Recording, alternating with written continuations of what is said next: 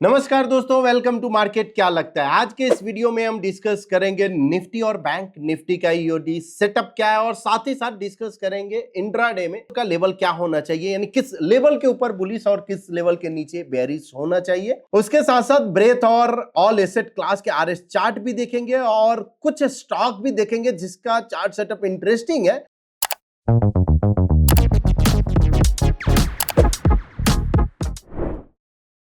सबसे पहले स्टार्ट करते हैं निफ्टी से। आज निफ्टी 34 पॉइंट पॉजिटिव क्लोज दिया और bank Nifty 134 point negative close. So sort of हम बोल सकते हो कि फ्लैट ही क्लोजिंग है। हाँ, एक समय था जब निफ्टी ऑलमोस्ट 100 पॉइंट पॉजिटिव था, ऐसा लग रहा था कि आगे ये पॉजिटिव कंटिन्यू हो सकता है, लेकिन सेल ऑफ आया, लास्ट में एक सेल ऑफ आया। तो क्या ये लास्ट में जो सेल ऑफ आया ये कंटिन्यू रहेगा?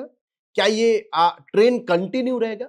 ये कहना जल्दबाजी होगी, लेकिन हम 1 मिनट टाइम फ्रेम के चार्ट अगर हम ओपन करें, यहां ये निफ्टी फ्यूचर का 1 मिनट का टाइम फ्रेम का चार्ट है। ये देखिए, ये जो इंडिकेटर है जिसको डी स्मार्ट इंडिकेटर बोलते हैं, एक चीज जो है समझ में आ रही है कि अगर ये यहां से अगर हम ड्रॉ करते हैं इस एरिया को, तो ये समझ आया कि प्राइस, आप बोल सकते हो कि पैटर्न रीटेस्ट एरिया पे है, बिकॉज यहीं से एग्जिट प्राइस 1000 पॉइंट का फॉल हुआ था और फिर से उस एरिया में आ गया है। तो ये एक इंडिकेशन तो जरूर है कि पॉसिबिलिटी एक बेरिश फॉर्मेशन हो सकता है, लेकिन ये जल्दबाजी होगी। ये कब क्लियर फॉर्म ये होगा जब अगर 24,980 के नीचे अगर जाता है, जो वॉकिंग लाइन आपको दिख रहा है, अगर 24,980 के नीचे गया तो पॉसिबल ये चेंज हो जाएगा और उसके बाद ये एक मोमेंटम आ सकता है। तो यहां पे अगर सेम कॉलम में डबल बॉटम सेल अगर जाता है तो ये एक बुल ट्रैप भी होगा। सो बुल ट्रैप क्या होगा? बुल ट्रैप एक बेरिश पैटर्न है, उसके बाद का फॉलो थ्रू आपको इंटरेस्टिंग होगा। तो ये सब पे आपको नजर रखना है। हाँ, ये चीज जरूर है कि पैटर्न रीटेस्ट के एरिया में आ चुका है, इसलिए थोड़ा एक कॉशियस अप्रोच जरूर लेना चाहिए। 24,980 ये जो लेवल है इंपॉर्टेंट लेवल है, तो आप 970, 975, 960 के करीब में आप रख सकते हो। अगर आप लॉन्ग हो तो आपका स्टॉप लॉस इतना होना चाहिए, उसके नीचे एक सेल ऑफ आपको दिख सकता है। अब आ जाते हैं बैंक निफ्टी में। बैंक निफ्टी की बात करते हैं कि बैंक निफ्टी में क्या कुछ है। बैंक निफ्टी की बात करें तो कुछ खास नहीं किया है। भले ही निफ्टी 1000 पॉइंट का मूव दिया है, लेकिन बैंक निफ्टी कुछ खास नहीं किया। इसका मतलब रिलेटिवली वीक है। अगर ये ट्रेंड कंटिन्यू रहता है तो पॉसिबल एक डाउनसाइड मूव आपको मिल सकता है और इस कॉलम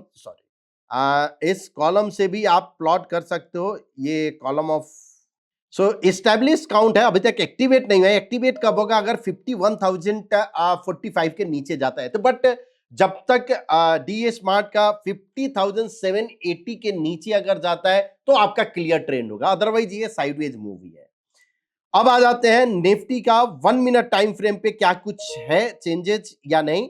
तो निफ्टी के 1 मिनट पे जो लेवल है, निफ्टी अगर 25,152 के ऊपर अगर सस्टेन होता है तो पॉसिबल एक बुलिश अपॉर्चुनिटी हो सकता है, और 24,975 के नीचे अगर सस्टेन होता है तो बेरिश अपॉर्चुनिटी देखना चाहिए। अब बैंक निफ्टी की बात करते हैं। बैंक निफ्टी का जो लेवल है 51,300 के ऊपर बुलिश अपॉर्चुनिटी और 51,000 के नीचे बेरिश अपॉर्चुनिटी देखना चाहिए। अब देखते हैं फिन निफ्टी। फिन निफ्टी का भी चार्ट सेटअप बुलिश है और 23,700 के ऊपर बुलिश अपॉर्चुनिटी और 23,500 के नीचे बेरिश अपॉर्चुनिटी देखना चाहिए। सेंसेक्स की बात करते हैं। सेंसेक्स 82,100 के ऊपर बुलिश अपॉर्चुनिटी और 81,650 के नीचे बेरिश अपॉर्चुनिटी देखना चाहिए। अब देखते हैं कमोडिटी का पार्ट। कमोडिटी में गोल्ड का अगर हम बात करें तो गोल्ड बेरिश में टर्न हो चुका है। जो डाउनसाइड जो मूव है 71,482 और 71,160 ये यहां काउंट तक आ सकता है। अपसाइड के लिए 72,300 के ऊपर अगर सस्टेन हुआ तो बुलिश अपॉर्चुनिटी देखना चाहिए। सिल्वर की बात करते हैं और सिल्वर का भी जो लेवल है ये बेरिश ऑलरेडी है, और अगर प्राइस 84,300 के नीचे अगर सस्टेन होता है तो बेरिश अपॉर्चुनिटी देखना चाहिए और 84,800 के ऊपर बुलिश अपॉर्चुनिटी। तो ये रहा है आपका intraday level Nifty, bank Nifty, Sensex, gold and silver का निफ्टी ईओडी सेटअप एक बार अब देखते हैं और उसके बाद फिर हम ब्रेथ पे आएंगे, बिकॉज प्राइस आज पहले देख लिए। देखिए निफ्टी ईओडी का अगर हम बात करें 0.10 बॉक्स साइज पे 45 डिग्री ट्रेंड लाइन के ऊपर में ही है, यस, लेकिन यहां पे थोड़ा डिस्पैरिटी जरूर हाई है। अगर यहां कोई फॉलो थ्रू बाइंग अगर आता है, यानी थोड़ा एक छोटा रिट्रेसमेंट और उसके बाद फॉलो अप बाइंग, तो पॉसिबिलिटी है एक मोमेंटम है, बट फिलहाल ओवरऑल चार्ट सेटअप बुलिश है। निफ्टी बैंक ईओडी में क्या सेटअप बुलिश है या नहीं, तो सेटअप न्यूट्रल है। तो दोनों Nifty bullish, bank Nifty setup EOD के बेसिस पे न्यूट्रल है। अब आ जाते हैं all asset class, other asset class में गोल्ड अपॉन निफ्टी 50, यानी गोल्ड जो है अंडर परफॉर्म किया है, निफ्टी बॉन्ड भी अंडर परफॉर्म कर रहा है, यूएसडी आईएनआर। तो ये जरूर मुझे एक सपोर्ट दे रहा है कि इक्विटी आउट परफॉर्म कर सकता है, और इक्विटी अगर आउट परफॉर्म कर सकता है सो पॉसिबल कि निफ्टी यहां से और आउट हो। लेकिन एक चीज आप समझिए, ये हो गया ओवरऑल करेक्ट, लेकिन शॉर्ट टर्म में एक दो दिन हो सकता है कि प्राइस करेक्ट हो, पॉसिबिलिटी है। अब इसमें अगर प्राइस करेक्ट अगर निफ्टी का अगर होता है, इसका मतलब क्या है कि हो सकता है कि गोल्ड, जीएस कंपोजिट और यूएसडीआई है ना, शॉर्ट टर्म के लिए आउट परफॉर्म करे। तो आउट परफॉर्म मतलब कॉलम ऑफ एक्स में जाए, तो ये एक सब पॉसिबिलिटी है। बट ओवरऑल यहां पे एक स्टेबिलिटी जरूर दिख रही है कि यहाँ की कोई ज्यादा घबराने की बात नहीं है। अब ब्रेथ देख लेते हैं, और ब्रेथ चार्ट पे अगर हम गए और यहाँ पे निफ्टी 50 हम लेते हैं, स्कैन करते हैं, तो निफ्टी 50 में जो ब्रेथ है 80 है। तो कंटिन्यूअस लास्ट 3 डेज से ब्रेथ जो है 80 है। इसका मतलब क्या है कि पार्टिसिपेशन नहीं हो रहा है, भले ही निफ्टी 30 पॉइंट 20 पॉइंट ऊपर में जा रहा है, लेकिन पार्टिसिपेशन नहीं है।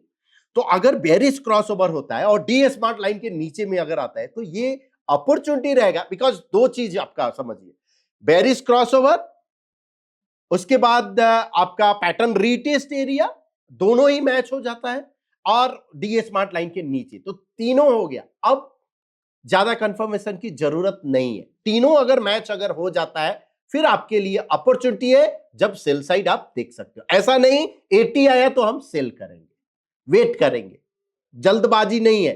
बिकॉज क्या है, कभी भी ये फिर से टर्न हो सकता है। तो आपके पास सिस्टम होना चाहिए कि कब एंट्री करना है और कब एग्जिट होना है। ठीक है, तो ये आपका ओवरऑल निफ्टी का रहा। अब वीडियो के लास्ट पार्ट पे आते हैं, जहां पे हम कुछ स्टॉक डिस्कस करते हैं। तो आज जो है हम एफएनओ स्टॉक डिस्कस करेंगे, और पीएनएफ प्राइस और आरएससी लेते हैं। हमने एफएनओ सिलेक्ट किया, और उसके बाद पॉपुलर स्कैनर, एएफटी और टर्टल, यहां पे स्ट्रॉन्ग बेरिश पैटर्न निफ्टी 50 से सिलेक्ट करते हैं। उसके बाद पॉपुलर, नॉट पॉपुलर, यहां पे प्री और डबल बॉटम सेल लेते हैं। डेली 0.25%, 0.25% फ्रेश और स्कैन करते हैं। तो ये हम क्या रन कर रहे हैं कि एफएनओ के कौन से स्टॉक है जो रिलेटिवली वीक है, आरएस चार्ट पे भी और प्राइस चार्ट पे भी। तो देखिए ये जितने स्टॉक आए, ये सभी जो है अभी तक एचएएल हुआ, GMR infra, Ambuja cement, Adani enterprises, ये सभी जो स्टॉक है जिसपे आपको नजर रखना चाहिए।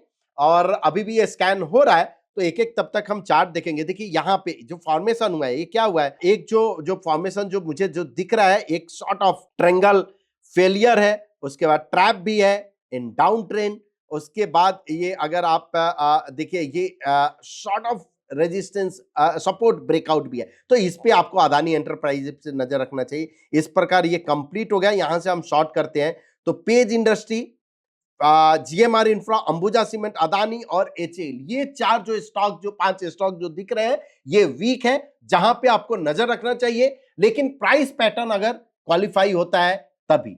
अब अगर इसी को अगर हम बुलिश अगर लेते हैं, तो एएफटी स्ट्रॉन्ग बुलिश पैटर्न, और निफ्टी यहां पे हम क्या करते हैं, डबल टॉप बाई कर देते हैं,